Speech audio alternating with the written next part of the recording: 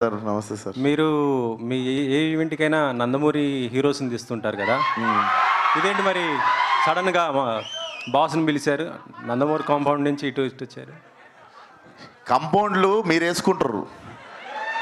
మాకున్న కంపౌండ్ ఒకటే, మా ఇంటి కాంపౌండ్. ఇక్కడ కంపౌండ్ ఏం లే, ఇండస్ట్రీ అంతా ఒకటే.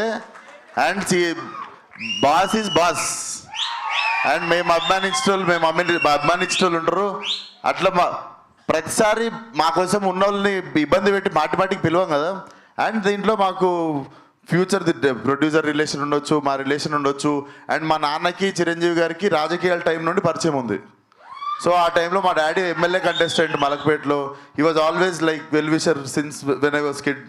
సో రావడానికి 1000 కారణాలు ఉంటాయి. మీరేయకుండి కాంపౌండ్లు.